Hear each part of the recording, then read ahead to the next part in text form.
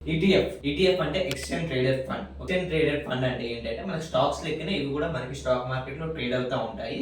So బేసికల్ గా ETFs అని మనం జనరల్ గా బాస్కెట్ ఆఫ్ అసెట్స్ అన్నమాట. బాస్కెట్ ఆఫ్ అసెట్స్ అంటే మనకి ఈక్విటీ అనేది ఒక అసెట్ క్లాస్ కదా, కమ్యూనిటీ అనేది ఒక అసెట్ క్లాస్ కదా, బౌండ్స్ అనేది డెప్ట్ కూడా ఒక అసెట్ క్లాస్ కదా.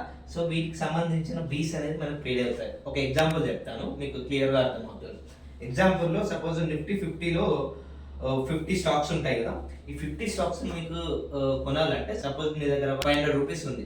500 రూపీస్ ఉంటే మీరు ఈ నిఫ్టీ 50 స్టాక్స్ అన్ని కొనలేరు కదా.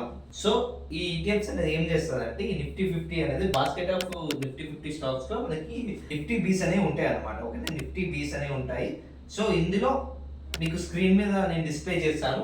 ఆ నిఫ్టీ బీస్ లో ఏ స్టాక్స్ లో ఎంత పర్సెంటేజ్. సపోజ్ ఇప్పుడు నిఫ్టీ బీస్ అరౌండ్ మీకు ఆల్మోస్ట్ 250 దగ్గర ఉంటుంది నిఫ్టీ బీస్ ప్రైస్. సో మీ దగ్గర 250 రూపీస్ ఉన్నట్లయితే మీరు ఆల్మోస్ట్ నిఫ్టీ 50 కంపెనీస్ లో ఇన్వెస్ట్ చేయొచ్చు. సో ఇది ఏంటంటే బీస్ అనమాట. ఈ బీస్ నే మనం ఈటీఎఫ్స్ అంటాం. అలాగే గోల్డ్ బీస్ అంటాం. గోల్డ్ బీస్, సిల్వర్ బీస్ ఉంటాయి. ఇందులో అయితే భారత్ బాండ్ డెప్స్ ఈటీఎఫ్స్ ఉంటాయి అనమాట. సో ఈటీఎఫ్స్ అంటే జనరల్ గా బాస్కెట్ ఆఫ్ అసెట్స్ అనమాట.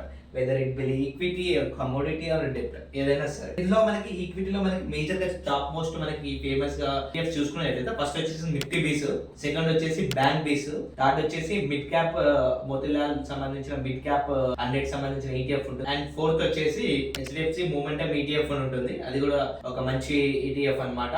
అదే విధంగా మీకు ఫిఫ్త్ వన్ కావాలంటే కింద కామెంట్ సెక్షన్ లో ఈటీఎఫ్ అని టైప్ చేయండి. నేను పర్సనల్ డిఎం చేస్తాను. ఇది హైయెస్ట్ రిటర్న్ ఇచ్చిన ఈటీఎఫ్ అన్నమాట. Don't miss it. కంటెంట్ నచ్చినట్లయితే కంపల్సరీ ఛానల్ లైక్ చేయండి. మర్చిపోకుండా friends and family members share చేయండి.